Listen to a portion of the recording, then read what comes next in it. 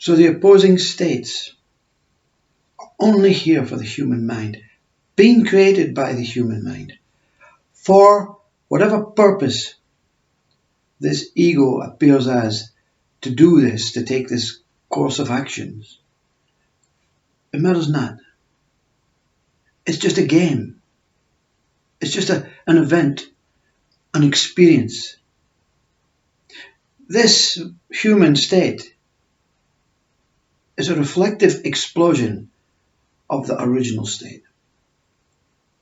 And I often wonder now that where this body was taken was maybe to that big bang. You know, there is no real evidence that it's spiritual, that it's religious, and that it's scientific. Because these are other names and ideas of a mind that wants to create things. So the Big Bang could be that original beginning when life exploded into itself. And that's what you're taken back to. Rumi also experienced this. U.G. Krishnamurti also experienced this. U.G. Krishnamurti speaks about he moves into the dual side of humanity, speaking from a non-dual place about systems and questions and answers. And what he's saying is the same as this speaker.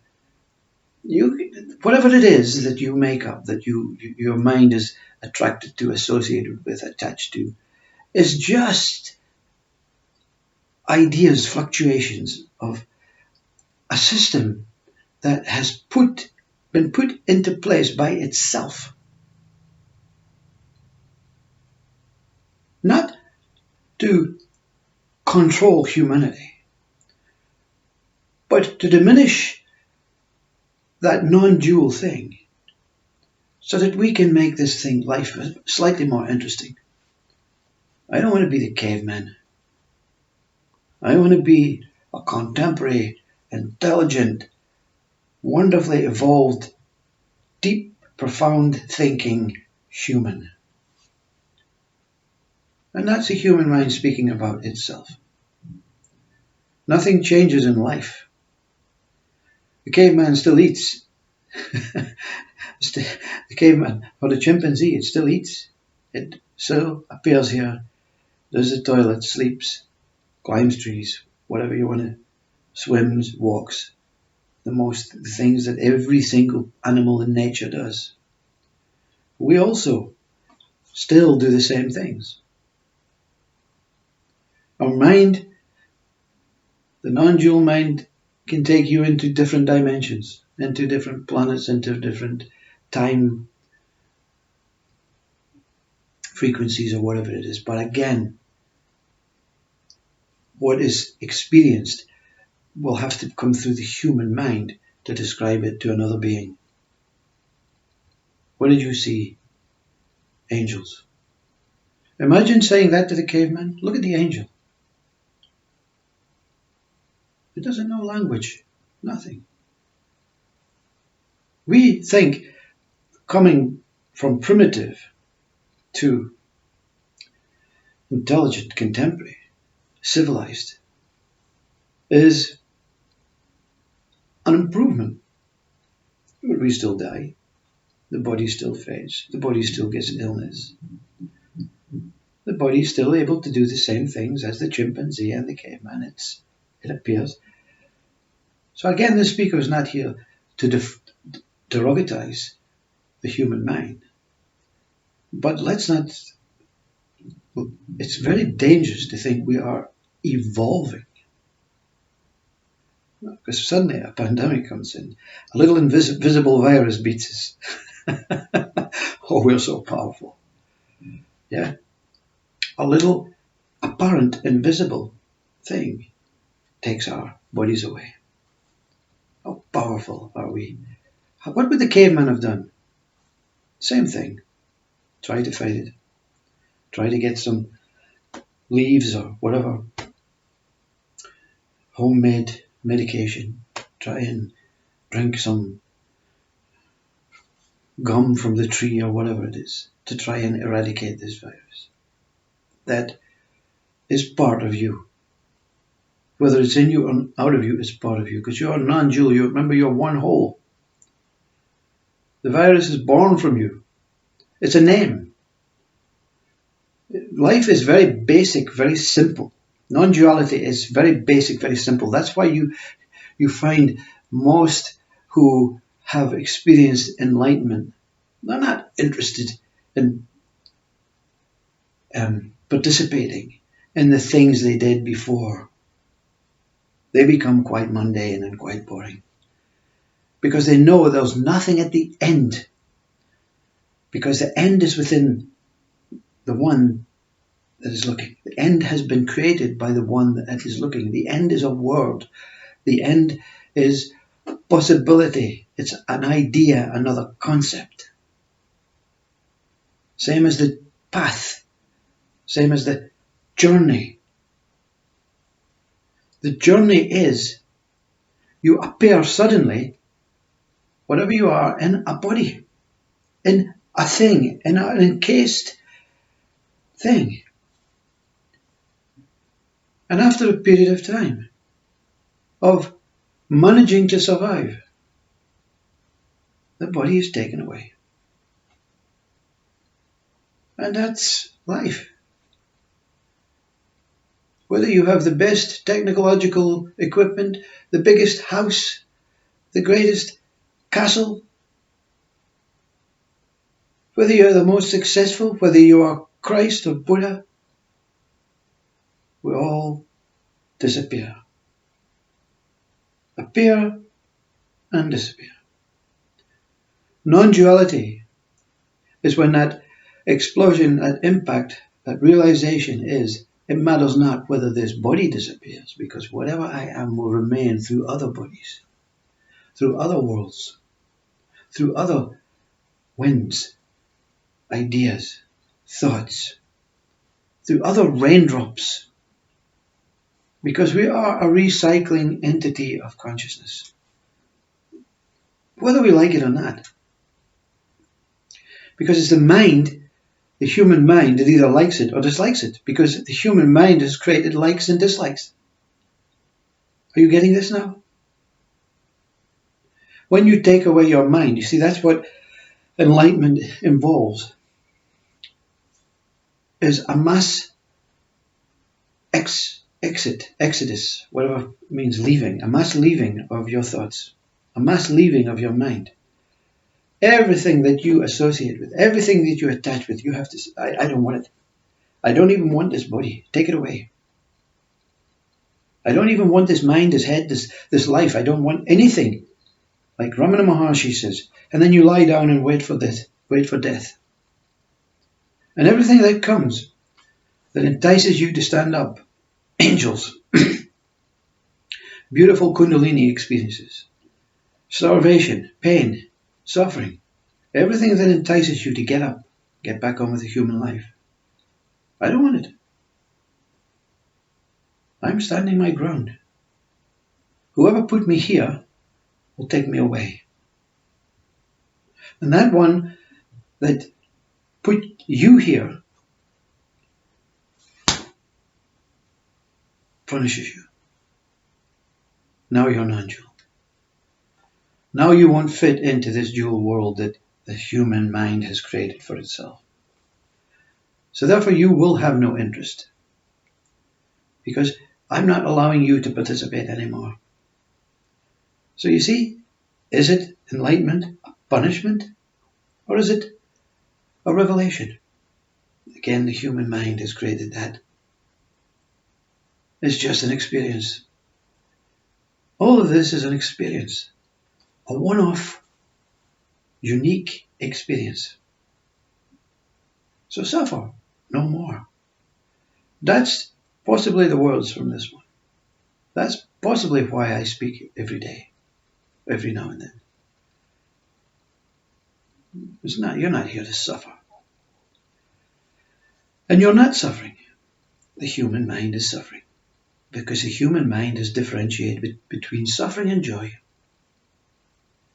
And it's not an emotional, true experience, suffering and joy. There is only contentment. There is only flat line.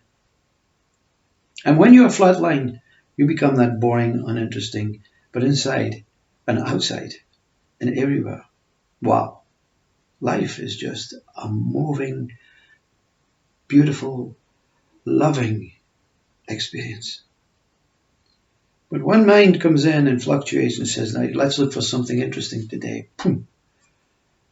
And another quality of mind, outside, inside, from another person, from the television, says, no, I want you down here. There was a road accident in your area. Oh, God. Can't even find happiness because something else pulled me down. So I'll keep looking again. Oh, no, more. Oh, yes. Oh, no. And that's what duality is, fluctuating from ideas, thoughts that are not here. They don't exist. And that's why most spiritual and gurus speak about also one side, also the side of consciousness, also the side of God, also the side of spirituality. It's all encased within you, all born from you.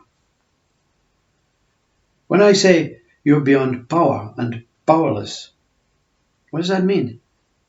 I have to be one or the other. Does that mean it's death, it's blackness? Something beyond is something original, the source. Yeah? Something that's beyond. And many people point beyond. And some point beyond, before and after. Yeah?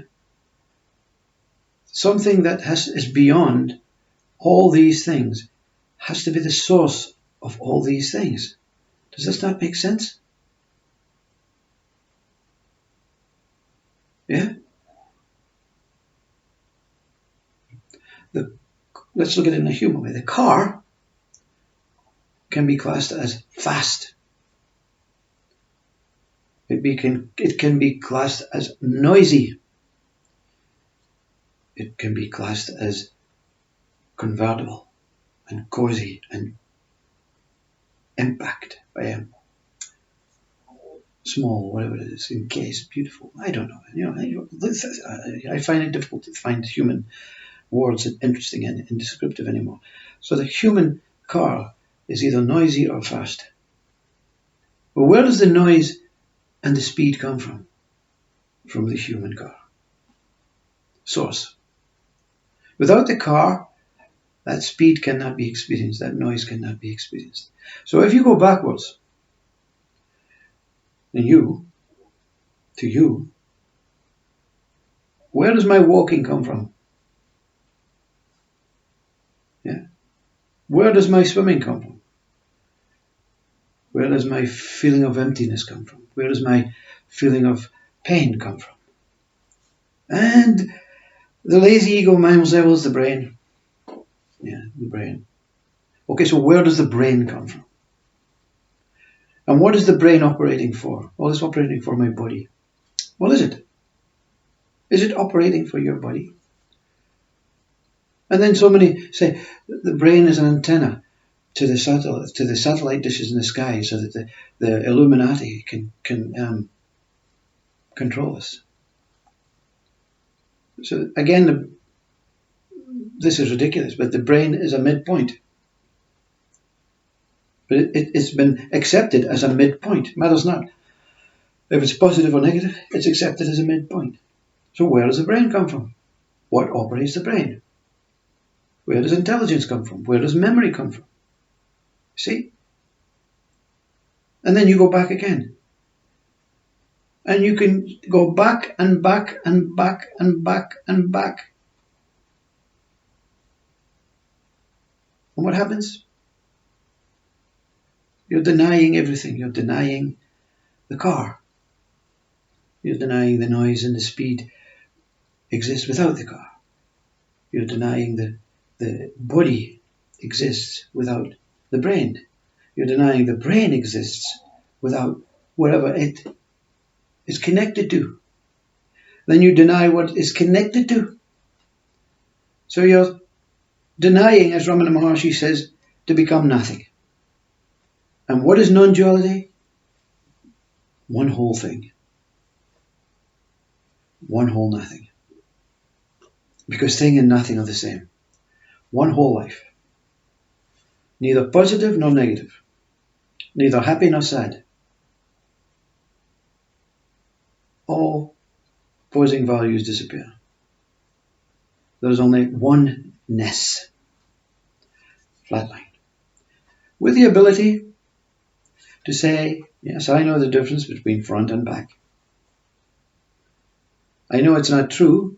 I know these are just mind-made ideas made up through words and languages and sounds and needs and desires to get things and to remove things and to give and take. But without them, for most of humanity, life would be dull and boring and non-dual. And you don't want that, do you? You don't want that. When the mind can take you out of that depression tomorrow and show you a new partner in your life, a new lottery win, a new car, something to take you up for a moment before you come crashing down again. So there's no distinguishing again between human mind and non-dual mind or pure mind. There's no distinguishing between devil and God. There's no distinguishing between, or Satan and God, I think it's called, consciousness and our birth and death. There's no distinguishing. We cry at birth and we cry at death. We cry apparently with tears of joy, and we cry apparently with tears of loss. And when we cry at tears, when the body is taken away of someone close, who has spent the whole of their life, the remaining years of their life in pain and suffering and absolute hatred towards being in a body, we cry tears of joy. Thank God they're gone. Thank God they've escaped that pain. Tears. Matters not. What quality, what quantity, from who they come from, or what they're for. The human body can experience emotions and senses. The 5 senses. Non-duality is when all these 5 senses and every other sense, 6th sense, 9th sense, 10th sense, 11th sense. Where do you think America can get their money from? Cents. 20 cents, 50 cents, 100 cents. Money was designed through emotions, through senses. And it was another idea to keep ourselves excited, this human mind, excited about life. So these 2 videos are basically an apology for anyone who wants information about, or wants the speaker to take a side and point you in a direction of goodness or badness, of Buddha or Christ, or consciousness or God. Everything is the same. There is only one whole thing, and we can call it God, Brahman, Absolute. We're not exempt, we are it.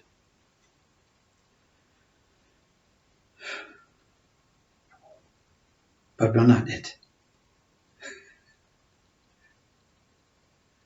No size.